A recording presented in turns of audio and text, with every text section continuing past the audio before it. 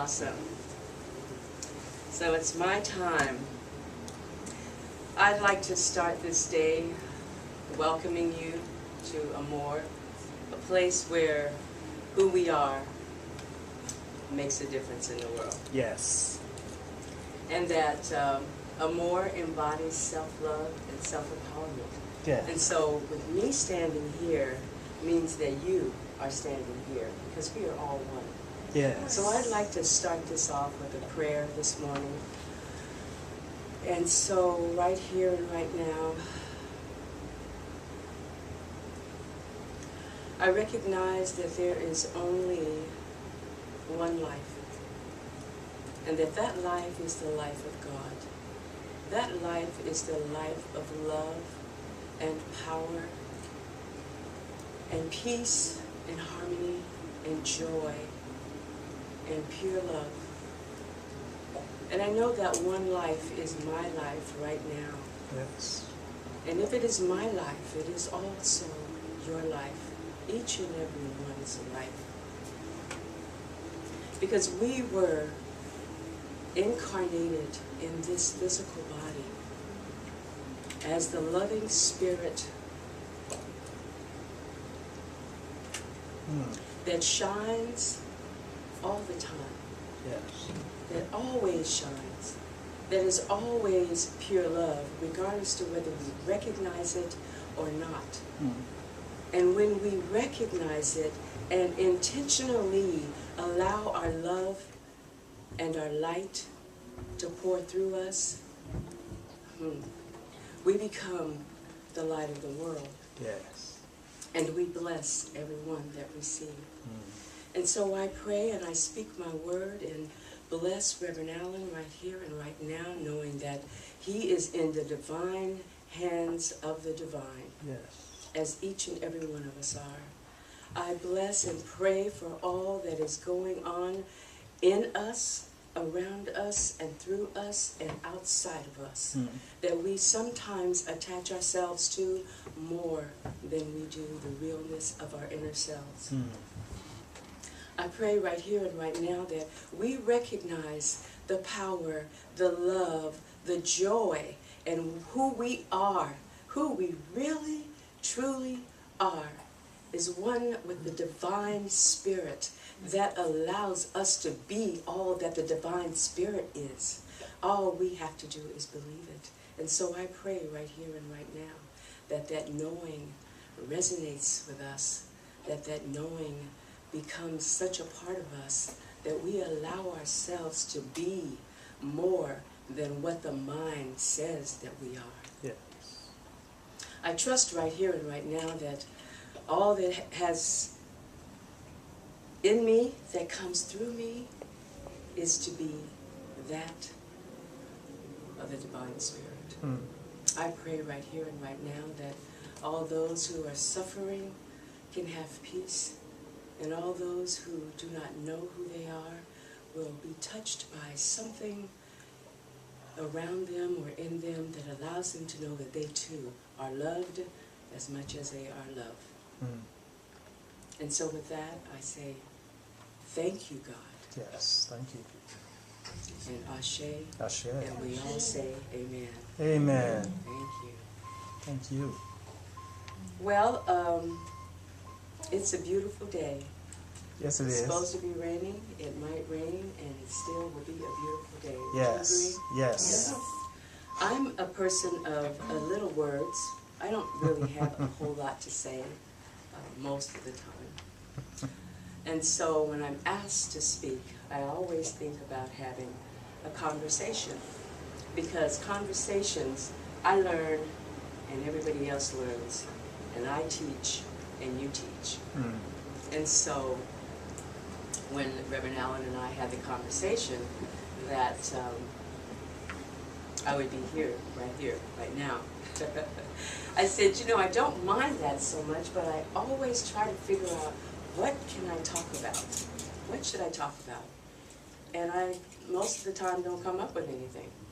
And then there's this understanding that we never have to plan anything, because it's going to be what it's going to be in the moment anyway. Yes, And yes. even though we plan it, it doesn't always necessarily come out the way we plan it. Amen. So he said, why don't you talk about grief?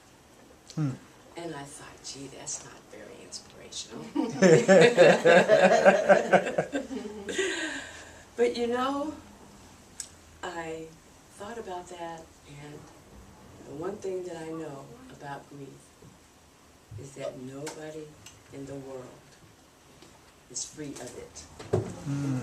Very true. Because it comes in so many, many forms. Very true. Anytime we have any kind of change in our life, grief is, from what I learned, is a conflicting feeling of the end of or the change of what has been normal in one's life.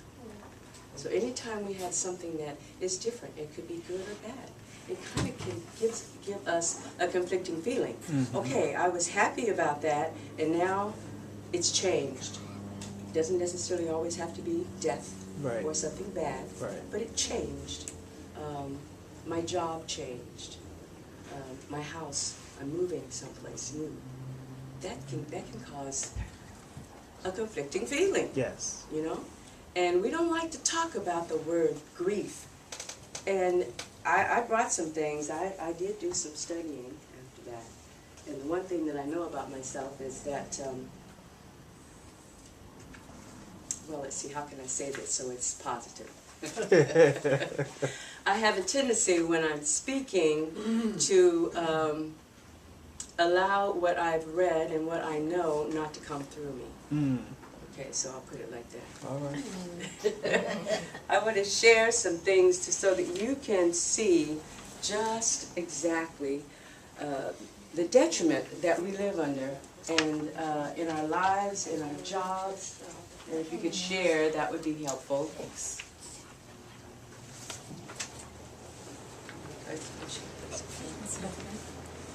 Okay. And so, when I say that none of us get away with grief, without grief, I want you to see here that the hidden cost of grief in America's workplace. And we either have a job, had a job, or going to have a job. And so, that helps us to understand that we do not talk about grief. We want to, more than anything, is to get on, get over it, Yes. move on, because we don't have time to deal with this. I got to go to work, I can't stay home, and we go to work. And yet, do we do the job that we're supposed to be doing? Do we do the job that we usually do when we're not having grief or don't have that change in our lives? Good question. So, and most of the time we think we're doing great. We really do. But let's just kind of look at this a moment. It says that death of a loved one costs a business $37.6 billion. Now, how can that be? Can anybody imagine with me what that looks like? Not necessarily dollars, but how can the death of a loved one cost a business that much money? Or any of them. Absence, okay? Absence doesn't get done on time because the person can't really concentrate. Absolutely. Or Yeah. get in an accident on the job. Make mistakes. Making mistakes. All of those. Then we have divorce, 11.1 million. Family crisis, 9 billion.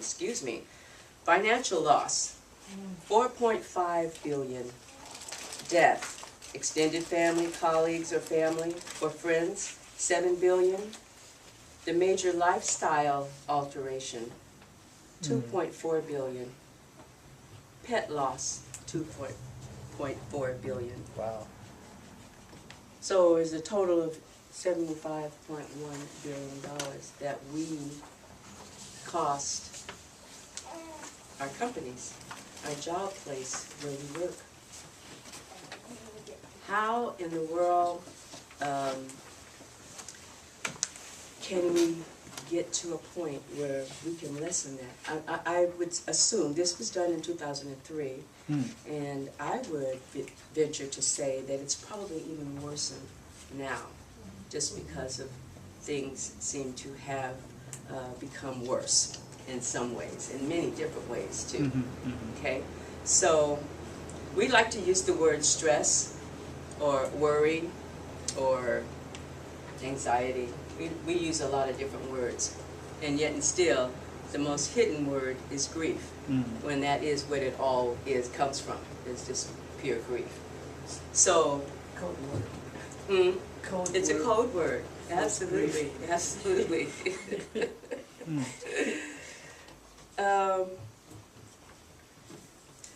Does anybody in here want to share anything that they've experienced that's grief? Because one thing I know about it is that we all have it, and we don't like to talk about it, and so we keep it, and the only way to get rid of it is to talk about it and to feel it. And what do we say when somebody's feeling bad? Don't feel bad. Don't feel bad. Yep. Do we know feeling bad is a part of life? Yes. Why? Because we make it so. Because if we had everything good all the time, how would we know that it was good? And it's, I mean, that's a human, it's just a human experience that we have to do. And so, like when we're happy or if we cut ourselves, what do?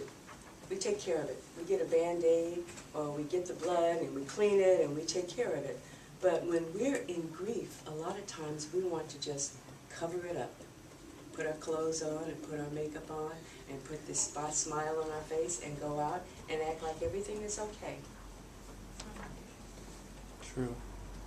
So, the one thing I know about myself is that I used to grieve death. Just totally in grief for a long period of time. Until I lost my mother.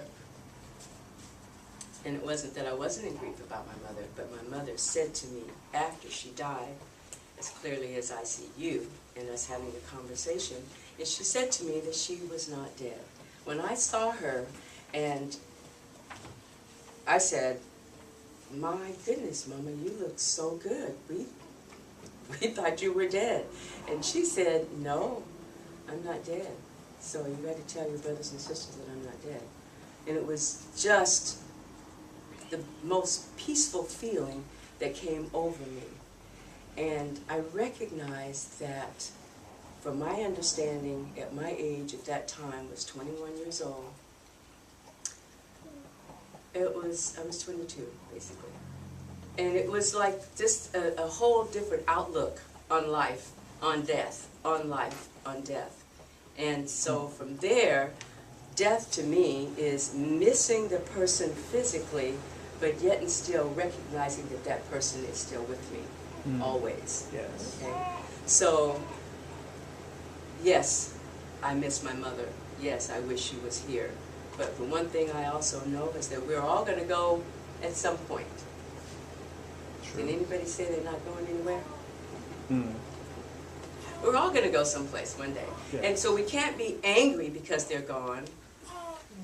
And I'm not saying that we don't feel bad, because we do feel bad, and we do grieve. Yes. But the thing is express that grief and allow yourself to be okay with it. Yes. Does that make sense? Yes. Is that something that's difficult for you to do? Yeah. And the difficulty comes because we think that we're alone. We feel like we're alone. And we think that nobody else is experiencing what we're experiencing, and maybe people won't understand. Is that correct? Yes. Any other reason? One of the reasons is because there's a gap where there used to be a filled space. There's now an emptiness there, and we don't know what to fill that with, or how it can be filled, if it can ever be filled again. There's a lot of questions that come up. There's this unknown sense now. Okay, that's very clear. And so we don't know what to do with it, so sometimes we do some things that's more detrimental than the grief that we're going through. Exactly. You guys know what I mean by that? Mm-hmm. Yeah. We do other things that takes us out of that grieving and that terrible feeling that we have and that pain that is within us. We take the time to have a drink or go to sleep or whatever else. There's all Self-medicate. kinds of things. Mm-hmm. Self-medicate. Yeah, self-medicate. You know, maybe we just get involved in a lot of music, a lot of friends, whatever. It's just all kinds of things we do. What are some of the things, can you share with me you do? When you feel yourself feeling bad, what do you do to stop that feeling? Eat. Yeah, I was about to say that. Eat. Eat's another good Yeah. one. Mm-hmm. Watch TV. Watch TV. Get on Facebook. Yeah. Music. Music, yeah, music's good. Mm-hmm. Work out. Work out. Go for a walk. Scream sometimes. yeah. We do all kinds of things so that we don't feel bad or so we don't have to deal with the reality of it. Yes. You know, I'm listening to this and I'm thinking that the things like the working out and the listening to music are ways that are positive, in my opinion, to deal with grief. And I think one of the things, first of all, I don't think we deal with death very well in our society. There's a celebration coming up at the beginning of November called Dia de los Muertos, where the Hispanic culture celebrates death, Mm-hmm.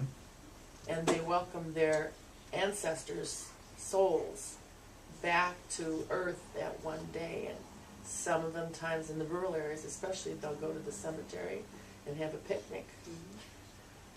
And so I think one of the things that is a problem for us in our society is the fact that we don't deal with death very well. We brush it away. And I think we try to do that with grief as well. That's what brings about the grief. One of the is things death. I noticed when I was in Ireland was because we did a lot of dealing with the thin veil between reality and non-physical. And so we spent time in cemeteries and in burial circles.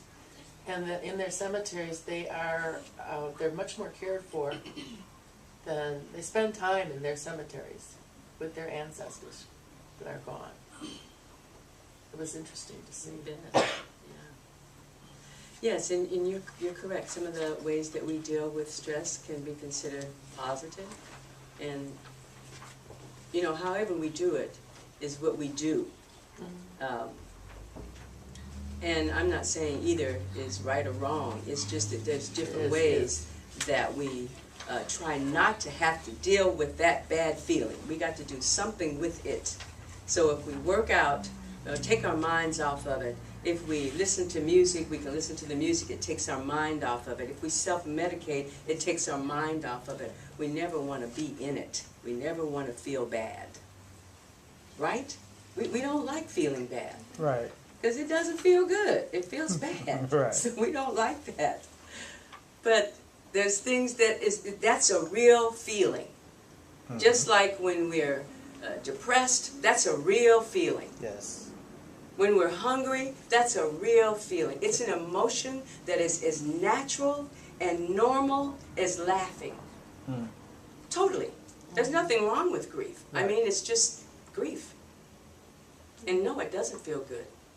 But until we absolutely say that I am grieving because, and say it, and deal with it, and tell somebody about it, either write about it, have somebody that you can get that grief out with, it stays in us. Yes. You cannot hold it in. You cannot just keep it and carry it with you every day, because we're costing our country too much money. We're costing our employers too much money. We're costing ourselves too much grief. And I don't know if you had a chance to just kind of go over some of the other things that, the other words that we use is burnout, pressure, stress, ADD, ADHD, FFA, free floating anxiety, and PTSD. And now we have OCD. And how many times do I say, yeah, you know, I'm OCD?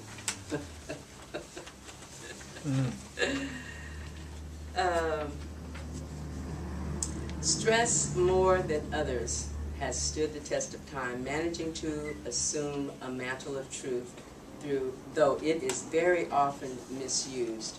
So we see that it's phenomenal. Yes. And when I think another reason why we have fear around expressing grief is because many times we do not know what to say to a person who is grieving or feeling bad. We don't. Right. We think that with every good intention, the things that we say sometimes can be more damaging, cause the person to feel worse, or wish you hadn't have said that, can put them in a different frame of mind.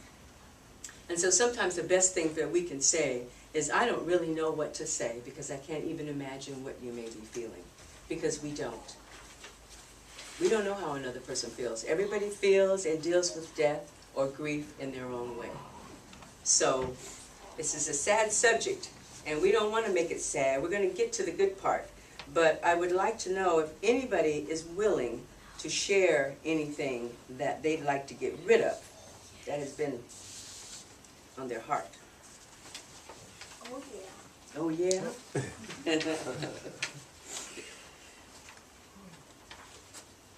I'll share some. Okay. So I've had a very brief summer.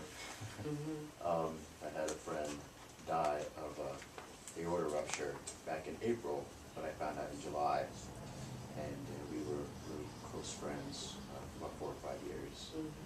And then probably a month ago, I had another friend in Fort Lauderdale kill himself, and so that was hard. And then I had a really good friend at the very end of summer, like last day of summer, move, and we had been really, really close, and it's part of the main reason why I'm in Seattle past 7 years. And so those have just been really hard. In grief, it's hard when it starts to compound on itself. Yes. And each one takes its own certain amount of time to acclimate to and heal from and grieve and mourn. So I just wanted to Yes. Yes. Did you take time to?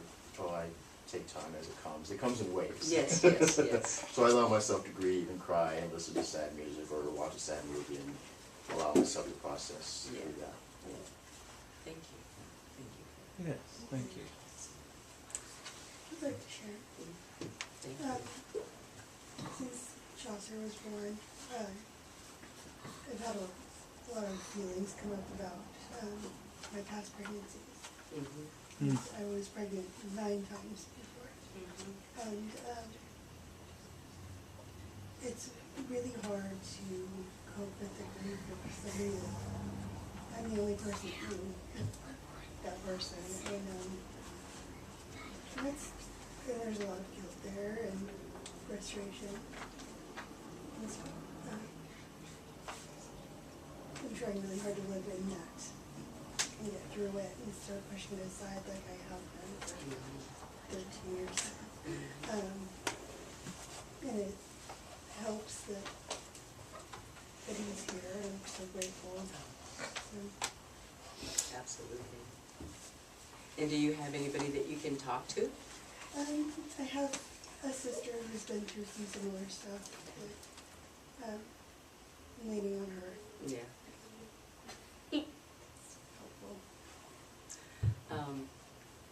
For both of you, I'd like to suggest that whatever you're feeling about it, take the time to put it on paper. That's one way to get it out. And to write a forgiveness for yourself. Forgive yourself for all that you have said to yourself that made you feel guilty or feel bad. Yeah, take the time to write some forgiveness letters, notes to yourself. Can I give you a hug? Yes.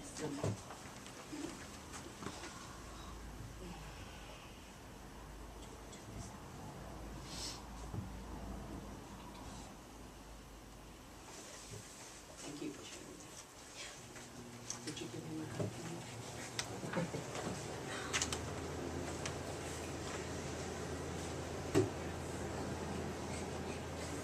Thank you for sharing.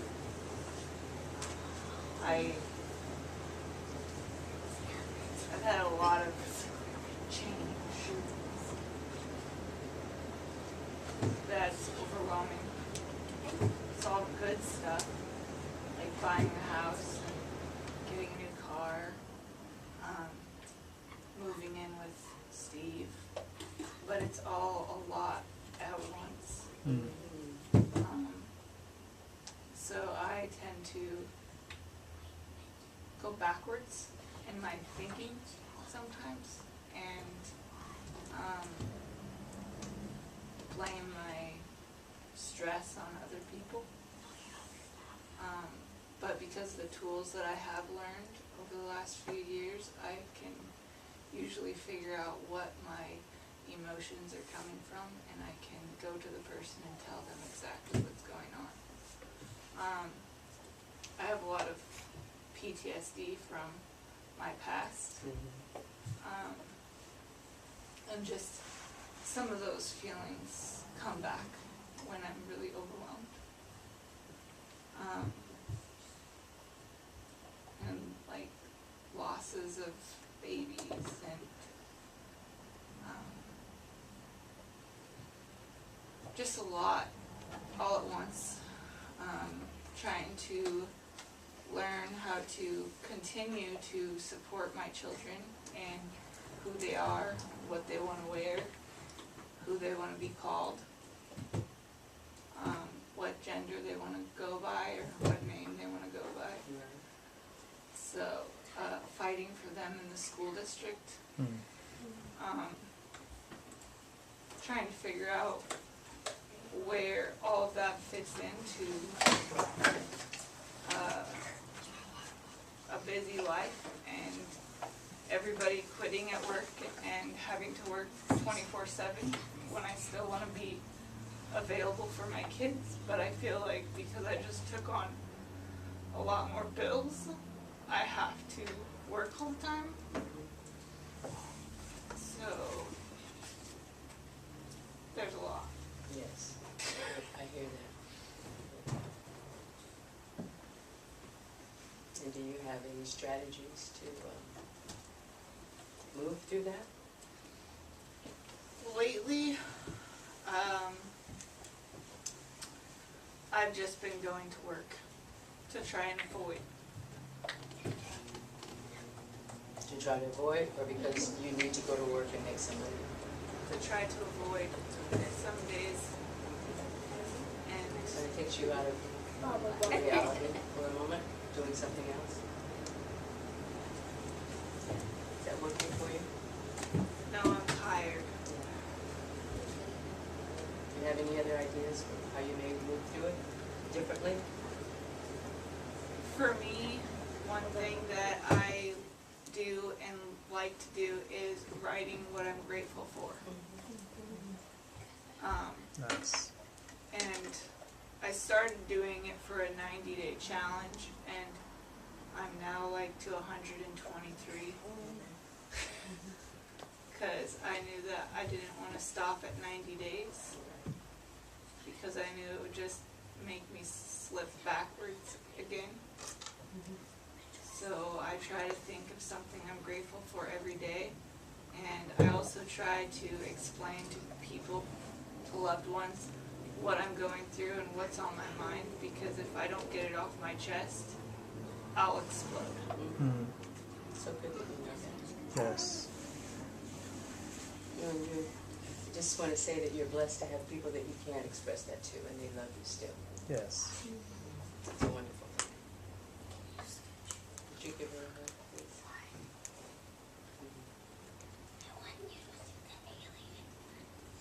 Thank you, Shannon.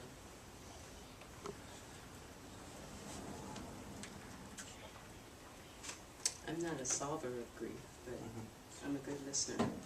And I do have some tools. I'd be more than happy to share them at some point. Okay, thank you. I want to just share something that I didn't hold it in my mind, but I wrote it, I have it here to read and share. So if you'll indulge me for a moment.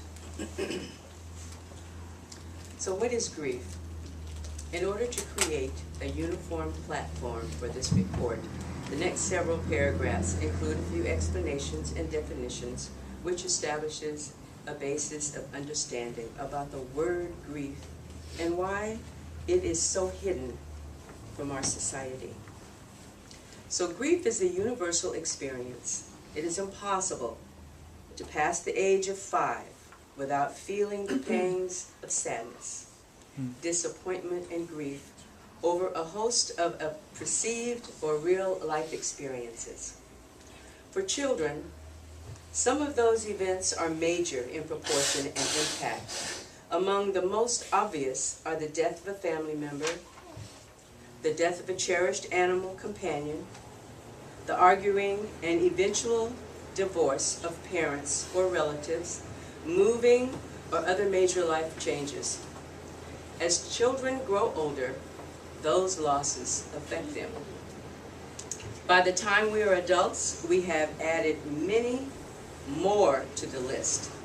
There are more than 40 losses which can affect our lives dramatically and can affect our work life and social life, as well as our physical and emotional well-being. So grief is normal and natural. It's an emotional reaction to the change or the end of a familiar pattern of behavior. Grief is the normal and natural emotional reaction to the change or the end of a familiar pattern of behavior. Does that sound familiar? Yes. Within those normal reactions exists the possibility of the entire range of human emotion. Often those feelings will seem to be in conflict. Many people are surprised to learn that major gains also fall into the category of grief. Remembering that grief is the conflicting feelings caused by the change or the end of a familiar pattern of behavior cast even positive events in a new light. The factor needs to be better understood in the workplace. So from heart to head, an unhealthy shift. Grief, by definition, is an emotional reaction of any kind of loss. Yet, throughout American culture, and most often others of which we are aware, there is a constant tendency to try to shift people from that emotional truth to the intellectual position that will reduce or alter the normal reaction to loss.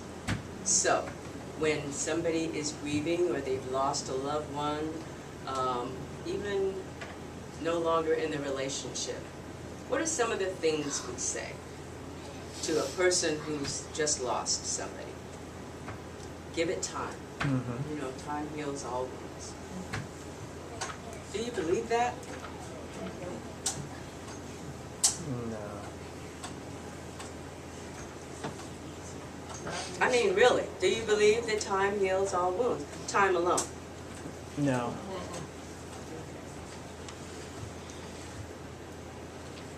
And they're in a better place. Do we know that? The person who's going through the grief.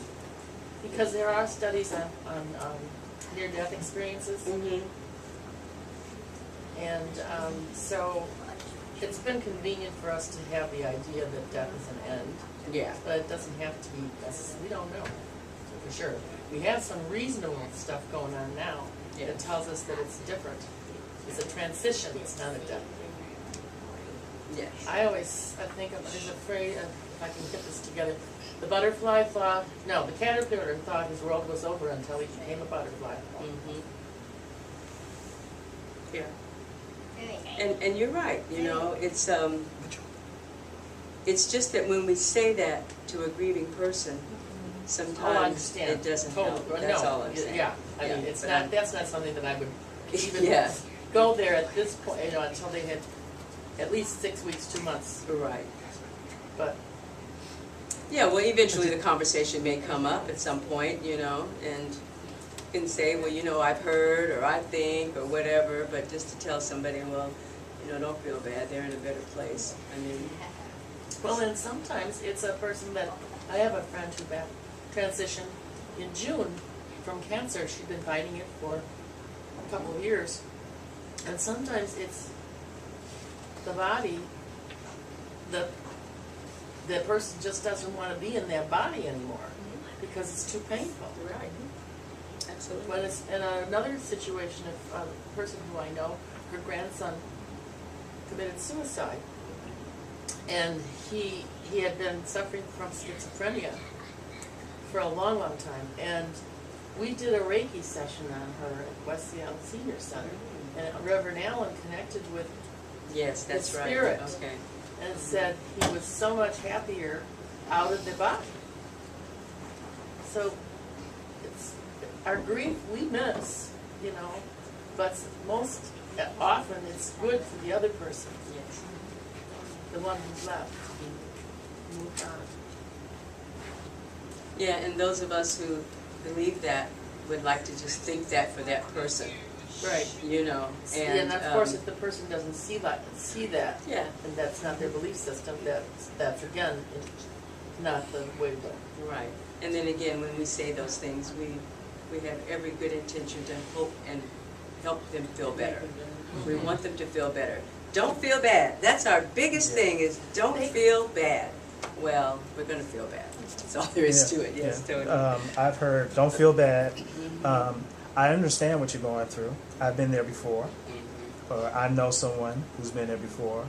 I've heard you need a vacation, you need a break, you need to get out of this. And sometimes you don't, not at that particular point. And you know, you get to decide when you need to move on. Yes. Well, don't cry, Yeah. you know. Don't cry. Boys, don't cry. Don't cry. Toughen up. Mhm. You know, so, Yeah. I even find that statement, it's God's will sometimes. yes. And feel dismissive. Yes. You know, like you're not really connecting on the level of what the person's really feeling. You just have kind of a cookie cutter statement that you can say to them to get past your own difficulty of dealing with their pain. That's a hard one for me sometimes to hear. It's God's will. Yes. And then we make it about us instead of being with the person who's grieving. That's what Right. it feels like, We, yeah. we make it about us. Yeah. And also accepting that everyone has a different timeline to go through Yeah. grief. Yeah. Not everyone is gonna get over it after a week, Right. Right. or after a month or a year. Yeah. And that there's more than one way of grieving as well as getting out of that grief. Absolutely. Absolutely.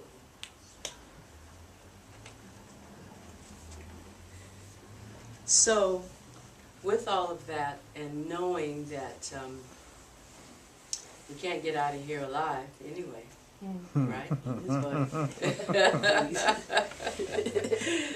Not this body, absolutely. Exactly. That it's automatic that we're going to have change in our Yes. lives. And that when we are in that change activity, when we're in that change going on in our lives, if we can stay present, that we're present and going through it and recognize what we're feeling as we're going through it and be okay with it because it's real. It's not anything that we need to feel bad about. I mean, we're already feeling bad. Now we're going to feel bad because we're feeling bad about it. We're going to put ourselves in a box of being guilty for whatever happened that's not our fault. Because can we understand that life is going to happen, Yes. how it's going to happen, And even though we understand that we bring everything to ourselves, how can that be? Hmm. Do you mean our thoughts create our reality? Is that what you're saying? Oh yeah, absolutely. So then we question, Yes. what did I do to make this happen? Well, let's think about the fact that we're made in the image of God, and that God is in control of our lives, and God is in control of everything. And so if that's how it's supposed to be when we come here in this human body to have this experience, the best thing that we can do is recognize that, be in that, and ask Spirit to help us move through it with grace and ease. And yet the emotion that we experience is going to be okay. As long as we can accept that the emotion we're feeling is okay, even though it doesn't feel good, it is okay to be there, but that too will pass. Yes. And it doesn't pass automatically by itself. There is some help that we can give it. We can always apologize for our part that we played in it. Hmm. There's a part that we always play in everything. In everything, I believe, that comes to us, good and bad, there's a part that we played in it. Now we say if somebody hits me on the side of my car, that wasn't me. You know, if somebody just cusses you out for no reason because you're in the lane going and they want to get in front and you won't let them, they cuss you out, okay, that's not your fault, that's their fault. There's an apology that has to be made around that. Because sometimes they take us to a place of being upset. Yes. So they give us the finger, we give a finger back. And then we say, well, not my fault. Shoot, blah, blah, blah. Well, we have to apologize because we allowed ourselves to get upset by something that we wasn't necessarily ours to be upset by. Do you understand what I'm saying? Yes. So apologies for everything that comes into our life, good or bad, that does not resonate with us. And I say good because all the things that you have had going on that's good for you in your life, you may have planned it, and yet you're saying that it happened so fast, but you wanted it, and you got it, and now it's like, whoa. Yeah. So now I'm just saying, just apologize for the fact that you may not, whatever you need to apologize for, I don't know. Just apologize to you, to whoever. Start with apology. And then understand that there's a forgiveness that needs to happen. And you don't need to say it to any person. If it's you need to forgive, go ahead and do that forgiveness. If it's somebody else that you need to forgive them as well. It's a process. Yes. It's an action that we have to take to move through the grief. And then have the chance and the opportunity to write yourself or write them a letter, an emotional freedom letter. You can read it to somebody, which is a wonderful thing, who will just listen and not have a conversation about it, but just listen. Or you can just burn the letter. But the thing is to get it out and to know how you really feel about it. Be as honest with yourself as possible. Write yourself a letter, write them a letter, and let it be from your deepest, deepest self. And trust me, you'll move through it much easier. Yes. You definitely will. I promise you that. It works. So, besides all of that, grief that we've gone through, thank you all for being a part of that and sharing and being willing to allow your feelings to be expressed by tears or emotions. I know that you and I are the product of the Holy Spirit, and I know that the joy that we can have comes from us deciding that we want to have joy. We are so good at having free will, we can choose. We can choose. And it sounds like, okay, so I'm grieving, and now I'm going to choose to have joy. Yeah, because grief is going to still be there. You're not going to get rid of it until you do something to get rid of it. So if you're not feeling well, and you want to feel better, let's have a new thought. Let's have a new idea. Let's talk to ourselves like you do. You know the tools. You know how to move from grief to joy, from sadness to joy. It's all here. The mind, we're not the mind. We're pure love. We're pure love. And everything else is an illusion. That's deep, that's heavy. And then sometimes it's like, oh no, it's not. I feel it. I know it's not an illusion. I'm going through it. And I say, yes, I understand. I'm one of you. I do the same thing. And yet, I know when I've got my wits about me and when I'm conscious and I'm aware of really what's going on inside of me, I can change it. I may change it for the moment, I may change it for the day, I may change it for 3 or 4 days. And then, it'll make me move a little bit further in my life. Move closer to the Holy Spirit, move closer to my spiritual side. And that's where I like to stay, in my spiritual self. Because it helps me to deal with whatever I need to deal with. So, as we leave here and go on about our day, I'd like to offer you that when you're feeling, you're in your mind, you're in your head, to remember to have your mind and your body in the same place. Consciously have your mind and your body in the same place. And usually, where you are and what you're doing, if you bring your mind there, it can put you in a whole different attitude, a whole different mood. Because so many times our mind is one place and our body is another place. And that's what keeps the emotion of negativity inside of us. It's because we're not where we are. Does that make sense? Yes. You know what I mean? Yeah, we're Yes. driving along and our minds are wherever. In the past, tomorrow, yesterday, just when I left home, I was so mad and my kitchen looks like I don't know what, and I'm so sick and tired of telling them, you know, those kinds of things is what I do, because, you know, so we're so much better off by being in the moment. And it is definitely a practice. Yes. It's a good practice. Yes. And so I'd like to offer you that when you can remember to be in the present moment with the mind and the body and the spirit, do that. Yes. And breathe. Consciously breathe. Yes. Deeply. And that takes away so much. If you breathe and let it go, it kind of gives you a peaceful feeling. And so, is there anything anybody would like to add or say? Thank you. Thank you. Bless you. Bless you.